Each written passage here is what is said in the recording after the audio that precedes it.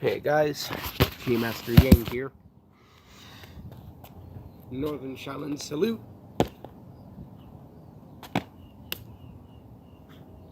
Today, I'm gonna go do what I do to keep myself limber and flexible. I usually just start by bouncing around, shaking out my arms.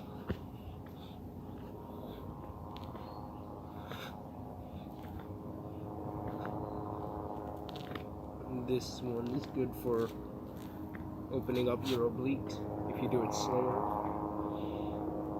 When you go faster, it promotes better circulation. When you go slower, it opens up your joints. It allows you to get a further range of motion.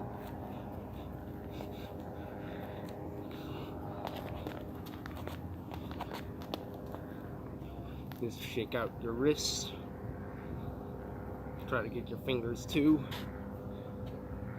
Just like close them and shoot them out. That's a good one I picked up in piano. Massaging your hands is good as well. I won't be doing that in this video. And of course you want to get your legs too.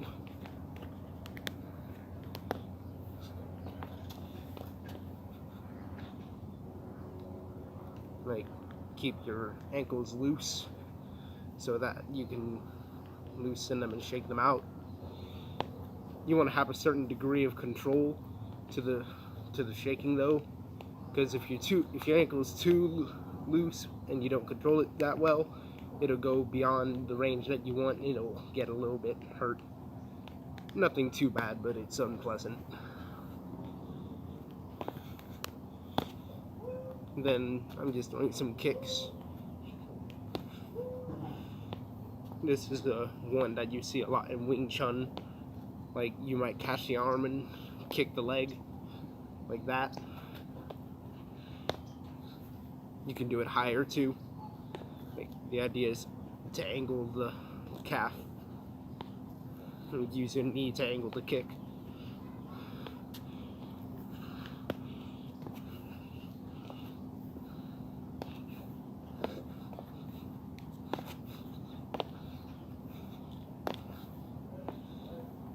Maybe some of you can't go that high. Just kick maybe around waist level. But the idea is to keep on increasing the range.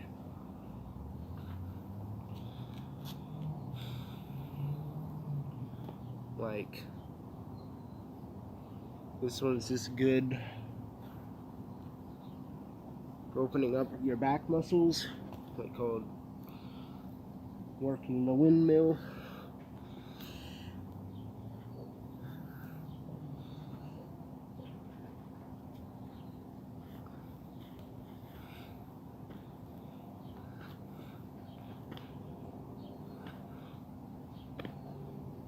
This one is going to help open up your lower back, like I said before.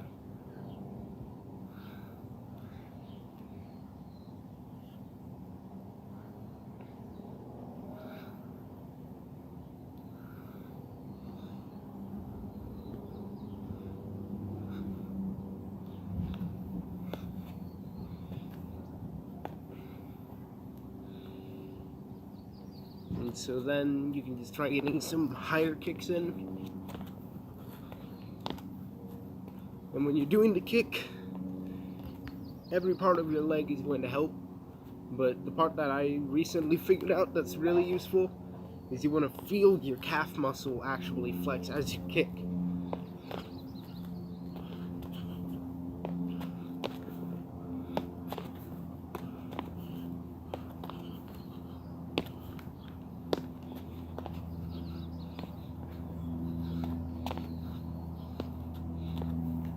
And I just throw my arm down to help. Everyone's got their own flavor. Throw your arm back and do it too.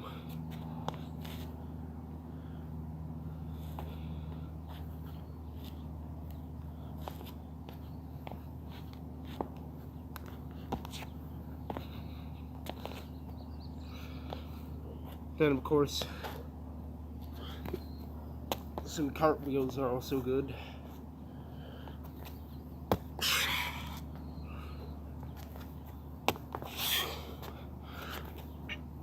And when you do the cartwheel, you don't come around like this and keep straight and turn like that. What you're gonna want to do is when your feet come around, they don't land together. It's more like off to the angled at the side like that. That's what your feet are gonna do.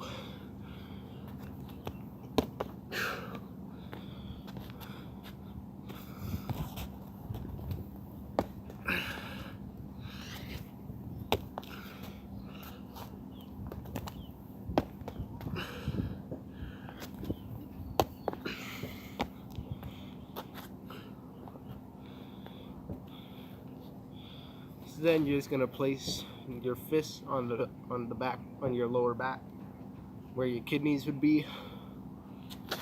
So just kind of here, and then you're just gonna kind of lean back and forth here.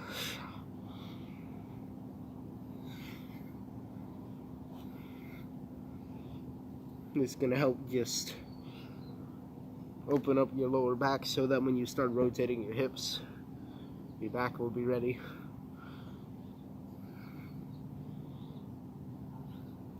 Then just slowly but surely work that hip motion in there. Kind of rock on your heels.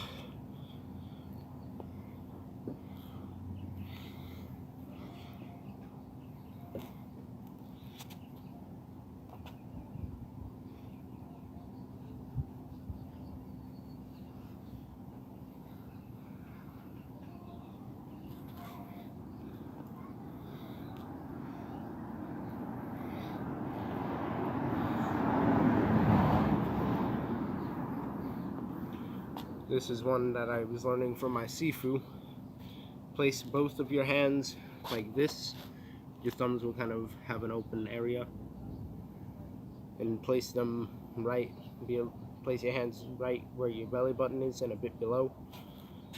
So you're going to breathe in on the way down.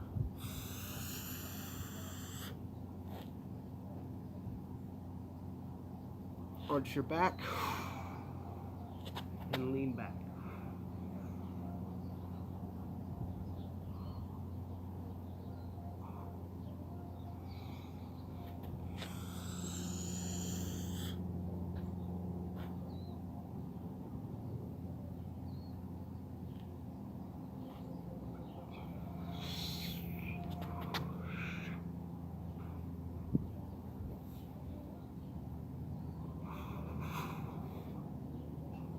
You want to try and keep your hands placed on your abdomen, but I'm trying to get a better stretch, so I took them off.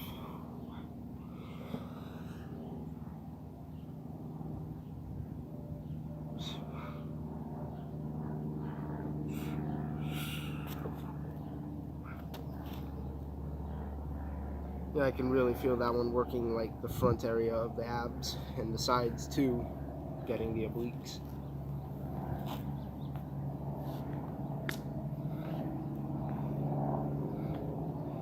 Another one I've learned from Kung Fu is just keep your hands both placed above you, your heels together, and you pick a side. So one hand comes down, this hand comes clap. So then this hand turns. And what this is doing is just once more working your sides. But this one in particular is really going to help with rotation. Like just rotating side to side. So it's like you're trying to keep your toes pointed forward and just turn only your upper body to the back.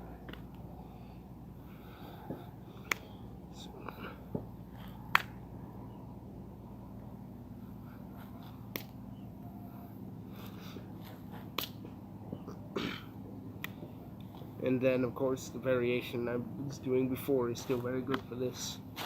Just make sure that your feet shift and both feet will be facing the same direction.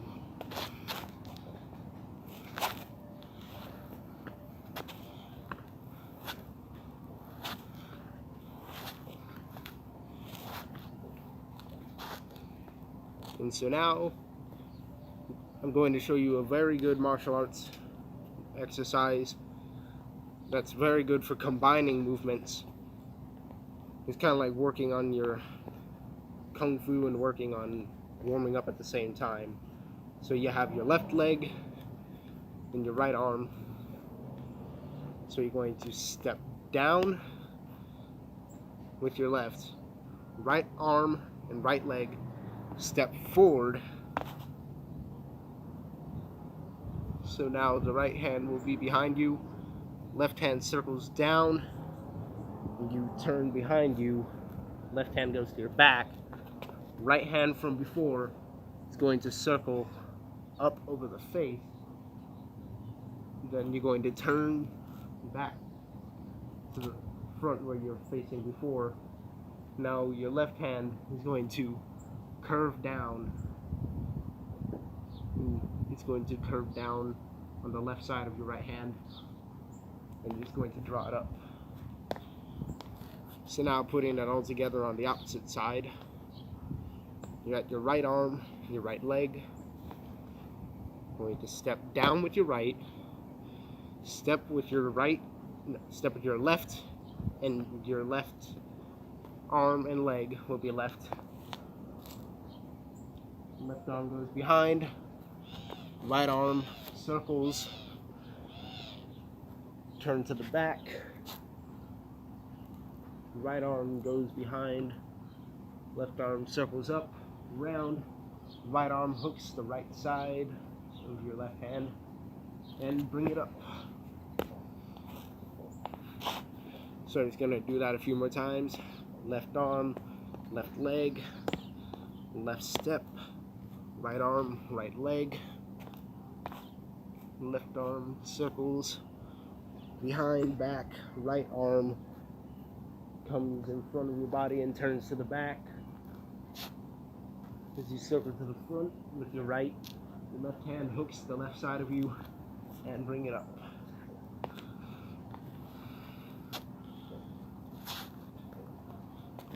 And then you can just start messing around,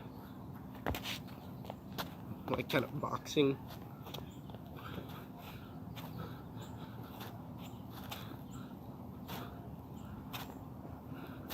Like this is the opening segment of a set called 18 Buddha Hand Enlightenment Fist. But this is just good for helping out with your punching and your stances. And that's just a wipe, but I do that a lot because I feel like that's very good for me. So now when you start stretching, like if I were to start this, what I should have done when I started the video would be clear myself like this. So you start here. When you get to about this height, start to inhale.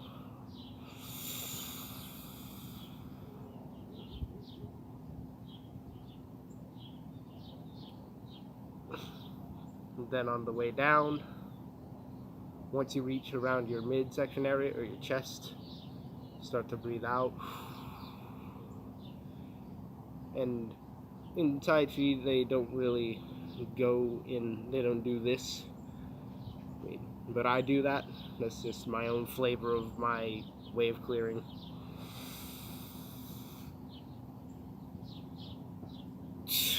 So here's the standard way of doing it. Like right now, I guess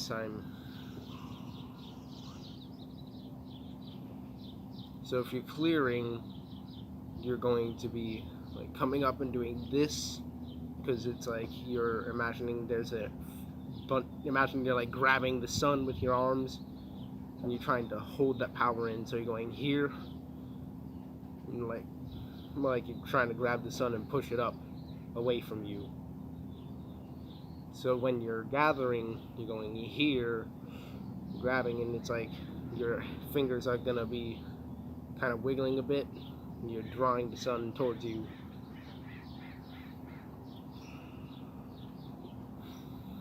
So I just like to circle my hands like this.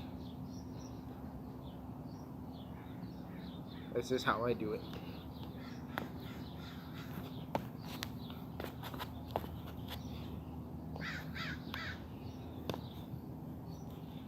So now you can just go on to maybe just doing a couple squats to warm up your body.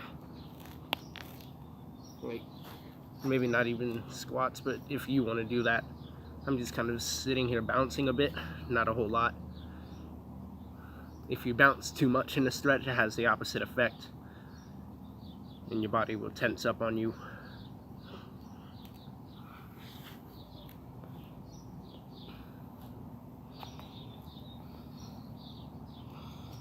So there's another stretch where you just hold your leg up. This is good strength training, but it's actually a type of flexibility training as well.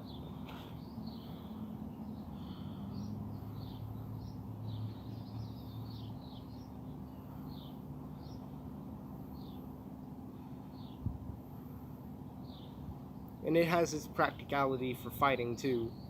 It trains your balance. You can just shoot out, bring it in. Like in kickboxing, they don't really hold their leg out as much. They might just kick, hold out for 2, bring it in. Kick, hold out, bring it in.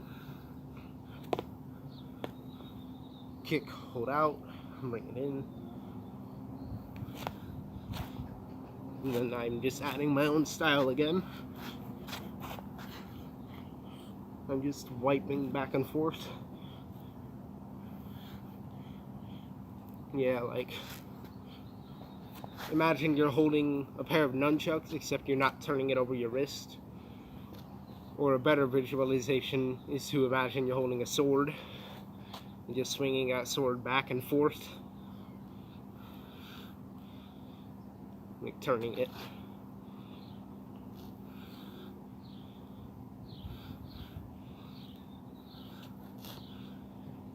And so once you've got that,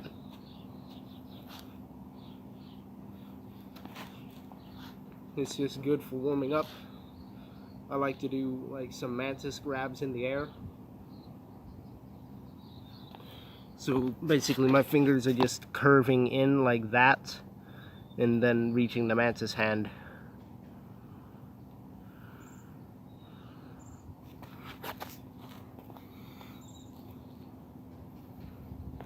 I don't really know much mantis style right now, but it's still good to practice the hand movements. And yeah, so back to this before. This is a very crucial move for increasing flexibility and keeping it. It's called a sumo squat. Both heels are going to be facing kind of in, but a little bit out, but kind of forward. Then you're just gonna squat and use your elbows, or you can use your hands, or maybe not at all. But the goal is to kind of just open up the inner part of your legs. And you don't want to force the motion too much. Breathe in. And if you are going to force the motion, make sure you're breathing right. Breathe out. And here's where you would kind of go deeper into the stretch. You can even grab your ankles from here. That's what I'm doing right now. You can put one hand on one foot and kind of turn away.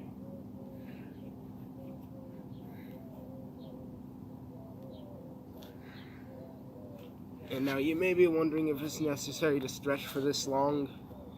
And if you're trying to master flexibility, I'd say right around where I am is where it'd be good to end and start practicing your kicks a bit. Flexibility is good, but it's usually better to stretch out more once you've trained. Like, because if you're doing kicks, then it's best to stretch. So if you want to kick, so say that I only want to kick this high, so why would I go through the trouble of stretching until I can reach this high, because then this kick won't have as much power. Whereas if I do want that height, if I want to go this high, then I might stretch out just enough to go this high, because I don't need to go any higher than that.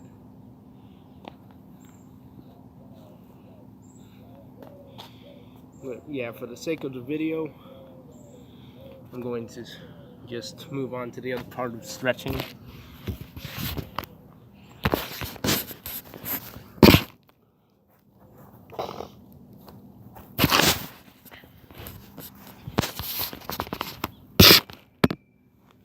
So of course, if you don't have as much flexibility, a good way that you can train is doing a hip hinge. This is going to work the back part of your knee and your hamstring maybe.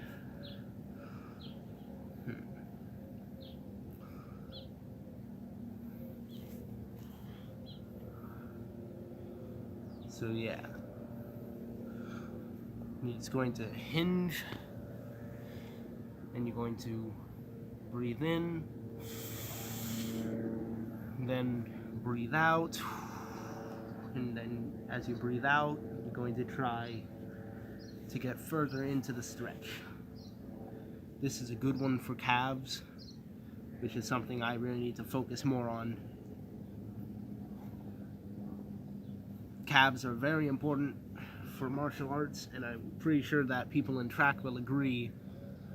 Increased flexibility in your feet yields amazing results for many things, including jumping. Like almost every athlete, all the high-performing athletes probably have very good foot flexibility.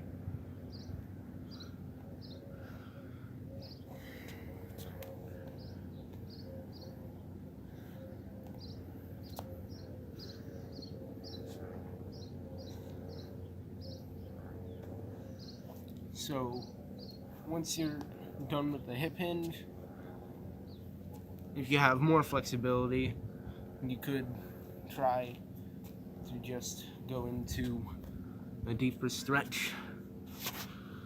Like maybe you're at the hip hinge and you want to get a bit more, so that would be where you can just kind of do this.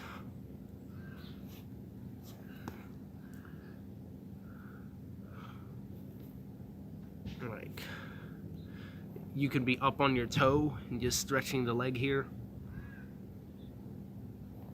Or if you have poor flexibility, you can really be up on that toe. And it's similar to the hip hinge, but you can get a bit more motion. Whereas for higher level martial artists, imagine there's a line across and both your feet are not going to be on the same line. So for this, one foot will be, I'm going to choose my right foot, will be a bit in front, and going to have my left leg a bit behind that line, a bit behind the line that my right leg is on. I want my right leg to be in front so I can keep my heel flat and just get into the stretch better.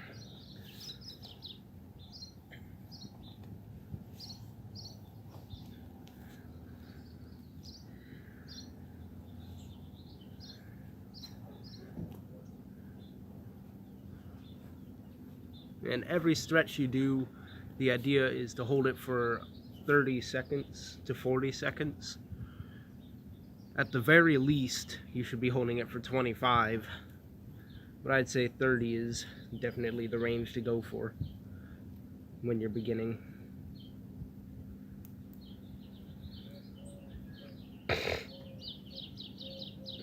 But really, you should be aiming for 40, especially if you have poor flexibility. even if it's not a very good, even if it's not a super flexible movement that you're doing.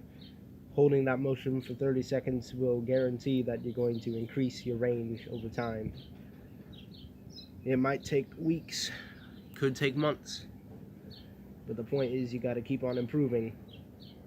It took me about 5 years to get to the splits, and I've been doing the splits since I was a kid, but then I was doing it when I was younger, but I stopped. And even then, it still took me 5 years to get back to it when I started up again.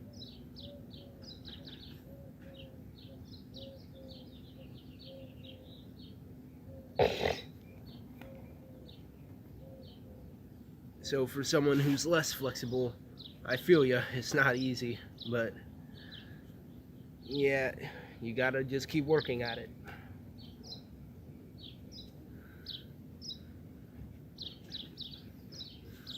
Because if you don't do this stuff when you're young, it's gonna bite you when you're older. In America, it's a very common idea to believe that when you get older, it's just natural to break down and slow down. And when you get super old, yeah, but you're not supposed to be that god dang unhealthy. We're not different from animals. Humans basically are animals, just with higher intelligence. When cats wake up, they train. They don't call it training, but they always exercise.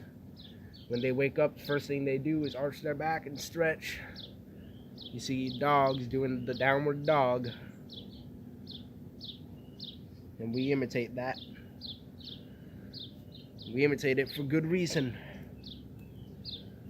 because we know it works. And when an animal gets old, it might start to slow down, but I guarantee you that if there is a lion with gray fur in front of me, I don't care if they're in their prime or if they have gray hairs all over, they're still gonna mess me up. They're still gonna jump with the same grace they did. Because in the animal kingdom, you die if you don't stay healthy. Survival of the fittest.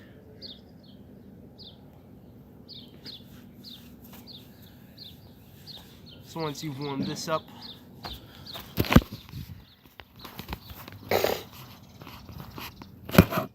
next thing I'm going to be doing is just rolling out my back. So this one is pretty simple. You just go back.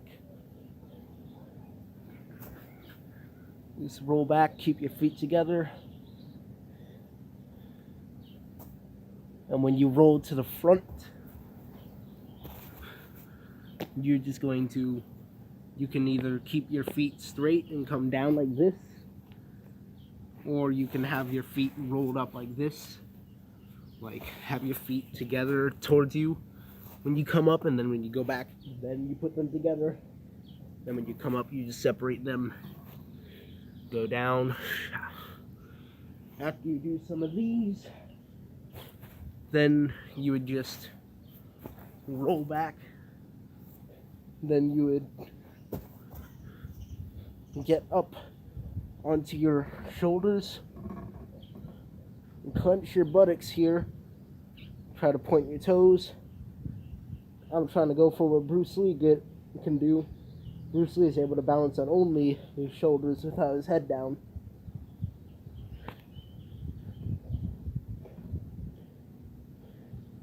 That's something I'm working towards. But yeah, just try to hold it. And maybe do this. Maybe you can just put your elbows down here. Let me move up so you can see. That might help you to get your head off the ground. This is a good way to just work your way towards trying to do it without your shoulders. Try to do it without your head, I mean. And so then with your feet together.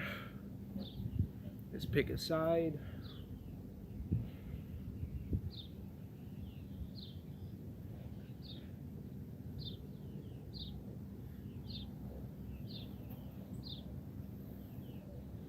Yeah, my Kung Fu school always starts with the one I'm showing you now. My Kung Fu school always starts with the laying down and rolling back and forth, bouncing on the shoulders, and then this.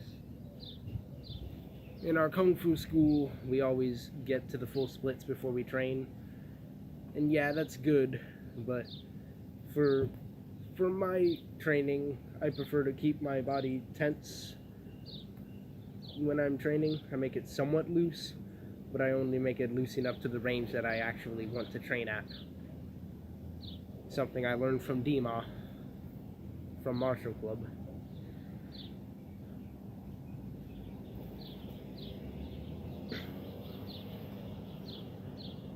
If you're interested in learning the 540, check out Martial Club's channel, by the way, on YouTube.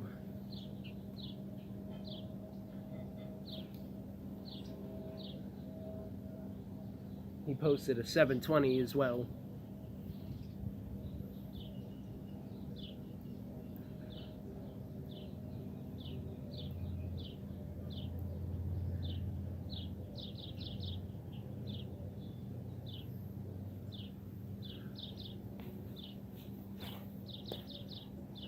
So then you can just pick a side of your body and you're going to just, it's kind of like doing a side plank, except you just stay down.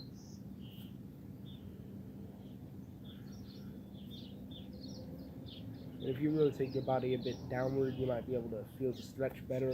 Experiment with that. Find the range that works for you with this.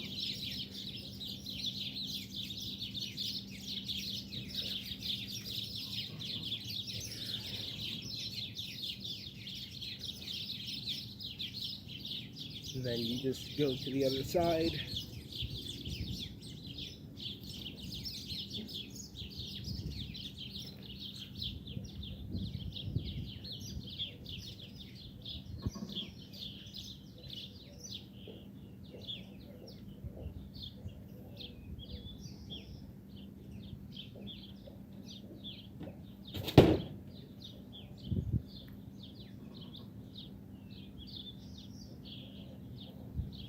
And once you've done that, you can just turn back to the front and rub your knees.